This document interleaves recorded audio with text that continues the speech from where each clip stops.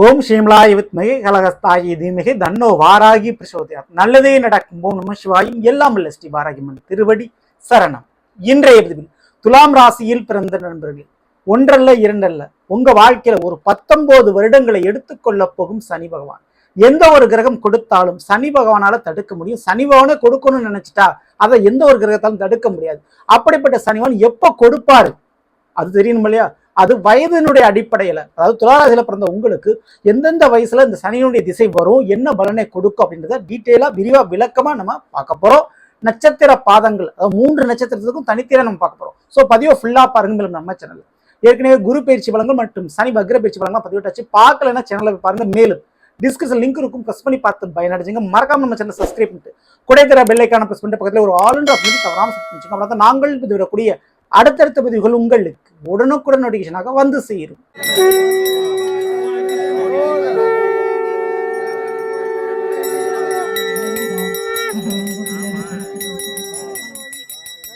சிவமயமாக தெரிகிறதே, சிந்தையில் சிவயோகம் வருகிறதே.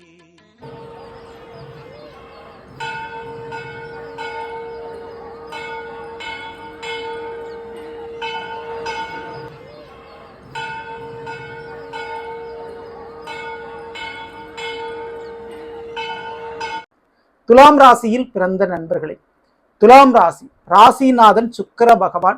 கண்டிப்பா கலைத்துறை சார்ந்த தொடர்புகள், கல்வியில மிகப்பெரிய அளவு கொடிகட்டி பறக்கக்கூடிய வாய்ப்பும், அதே போல உங்களுடைய தொழில நல்லபடியா வெற்றி அடையக்கூடிய சான்ஸும் துளாராசிக்காரர்களுக்கு எப்பவுமே உண்டு. சரிங்களா?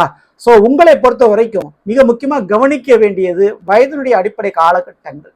ஏன்னா துளாராசிகளை நீங்க பிறந்திருந்தாலும் சித்திரை, சுவாதி, விசாக நட்சத்திரம், இந்த 3ல ஏதாவது நட்சத்திரத்துல நீங்க பிறந்திருப்பீங்க. சரிங்களா? சோ உங்களுடைய வாழ்க்கையில நீங்க எந்த நட்சத்திரத்தில் பிறந்தாலும் சனி பகவானுடைய திசை உங்களுடைய வாழ்க்கையில வந்தே தீரும்.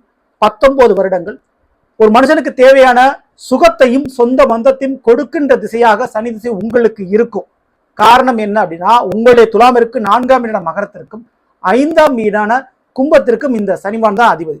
ஸோ 4ஆம் வீடு சுகம், 5ஆம் வீடு காதல் அந்யோன்யம் சொல்லக்கூடிய ஒரு வீடு. ஸோ இந்த 2 வீட்டுக்குமே அதிபதி சனிவான் உங்களுடைய ராசியில உச்சமடையக்கூடியவர். அவன் மற்ற ராசிக்காரங்களுக்கு சனிவான் கொடுக்கிறாரோ இல்லையோ, துளாராசிக்காரங்களுக்கு கண்டிப்பா கொடுத்தே தீருவார். ஓகேங்களா? சரி, எந்தெந்த வயது அடிப்படையில என்ன நட்சத்திரக்காரங்களுக்கு நடக்க போகுது அதை பத்தி பார்த்துருவோம். முதல்ல சித்திரை நட்சத்திரத்தில் பிறந்தவர்களுக்கு, இந்த சுவாதி நட்சத்திரம், அதாவது துளாராசியை பொறுத்த வரைக்கும் இந்த சித்திரை நட்சத்திரம் அப்படின்றது சுவாதி நட்சத்திரத்துக்கு முன்பாக வந்துடும். இந்த சித்திரை நட்சத்திரம் அப்படின்றது 3-4 பாதங்கள் மட்டுமே இருக்கும். சுவாதி நட்சத்திரம் 1, 2, 3, 4 பாதங்கள் இருக்கும். ஆனா அதே போலதான் விசாக நட்சத்திரம் 1, 2, 3 பாதங்கள் மட்டுமே இருக்கும். ஓகேங்களா? சோ இப்போ சித்திரை நட்சத்திரத்தில் பிறந்தவர்களுக்கு பிறக்கும் பொழுது செவ்வாய் திசை தான் நடக்கும். ஒரு செவ்வாயினுடைய திசை 7 வருஷம்னா உங்களுக்கு முழுமையா 7 வருஷம் இருக்காது. ஒரு 3.5 வருடங்களுக்கு கம்மியா தான் உங்களுக்கு இருக்கும். அதுக்கப்புறம் ராகுனுடைய திசை 18 வருஷம், அதுக்கப்புறம் குருனுடைய திசை 16 வருடங்கள்.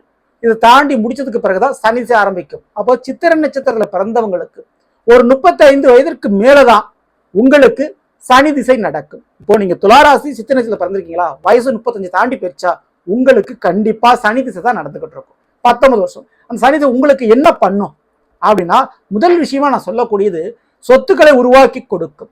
கண்டிப்பா சொத்து பிரச்சனையை ஒரு முடிவுக்கு கொண்டு வரும். பூர்வீக சொத்தை உங்க கைக்கு வர வைக்கும். சரிங்களா?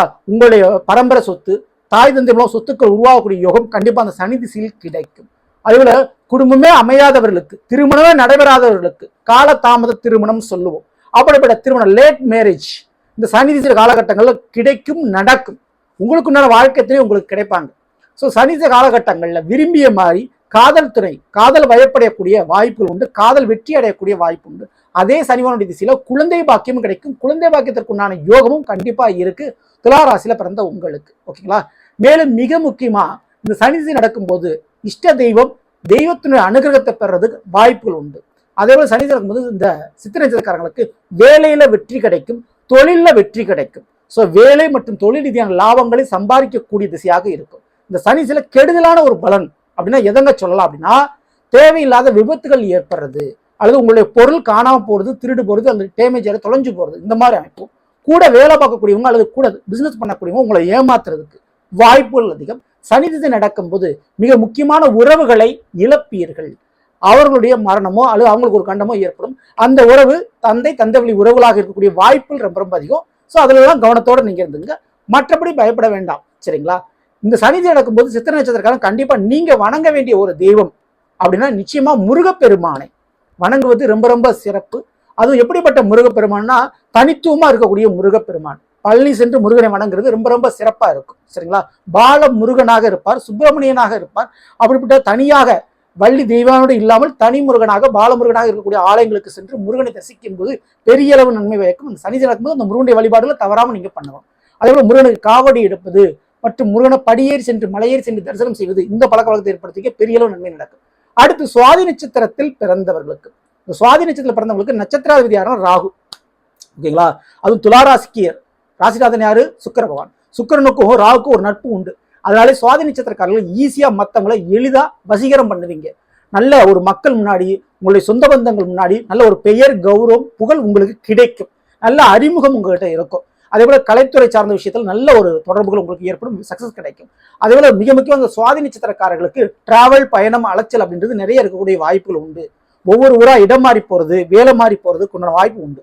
சரி, உங்களை பொறுத்த வரைக்கும் பிறக்கும் பொழுது ராகு திசை நடக்கும். ராகு திசை ஒரு 18 வருஷம் எல்லாருக்கும் முழுமையா இருக்காது. ஜாதகத்தின் அடிப்படையில், நட்சத்திர பாதங்கள் அடிப்படையில் ஏற்கனவே குறைவாக இருக்கும். ஸோ அந்த ராகு திசை முடிஞ்ச பிறகு குரு திசை என்பது 16 வருஷம் முழுசா நடக்கும். சரிங்களா? அப்போ இந்த குரு திசை முடிஞ்ச பிறகு சனி திசை 19 வருடம் கண்டிப்பா உங்களுக்கு நடந்தே தீரும். அப்போ அந்த சுவாதி நட்சத்திரத்தில் பிறந்தவர்களுக்கு ஒரு 25 வயசு 27 வயசு தாண்டி போயாச்சுனாலே சனி திசை நடக்கக்கூடிய வாய்ப்பு ரொம்ப ரொம்ப உண்டு. அதுலலாம் எந்த வித மாற்று கருத்தும் இல்லை. ஓகேங்களா? எப்படி பார்த்தாலும் 30 வயசை கடந்த சுவாதி நட்சத்திரத்தில் பிறந்தவர்களுக்கு கண்டிப்பா சனி திசை என்பது நடக்கும். அப்போ சனி திசை உங்களுக்கு எப்படி இருக்கும் அப்படின்னா, கலப்பு திருமணம், காதல் திருமணம், திடீர் திருமணம் வாய்ப்பை ஏற்படுத்தி கொடுக்கும். திருமண வாழ்க்கையில இரண்டாவது வாய்ப்பை கொடுக்கும். திருமண வாழ்க்கை பிரச்சனை போய்கிட்டு இருக்கு அப்படின்னு அந்த பிரச்சனையை சரி பண்ணி இரண்டாவது வாய்ப்பை கொடுக்கும். அதுல குழந்தை வாக்கியம், இரண்டாவது வாரிசை கொடுக்கக்கூடிய ஒரு யோகமான திசையாக சனி திசை உங்களுக்கு இருக்கும். மற்றும் அரசியல் செல்வாக்கு, அரசியலில் ஈடுபடுறது, அரசாங்க வேலை கிடைக்கக்கூடிய யோகம் சனி திசையில் உண்டு. ஓகேங்களா? மேலும் இந்த சனி திசை நடக்கின்ற பொழுது சுவாதி நட்சத்திரக்காரர்கள் மிக முக்கியமா கவனிக்க வேண்டியது என்னன்னா, உங்களுடைய சுய சம்பாத்தியத்தில் ஒரு வீடு, மனை, கார், வண்டி வாகனம் வாங்குறதுக்கு யோகங்கள் இருக்கும். சரிங்களா? உங்களோட வயது மூத்தவர்கள் அவங்களுக்கு நீங்க உதவி செய்ய வேண்டிய சூழ்நிலை உருவாகும். அதாவது உங்களோட அதிகாரத்துல, அந்தஸ்துல உயர்வா இருப்பாங்க. அவங்களுடைய பழக்க வழக்கம் ஏற்படும்.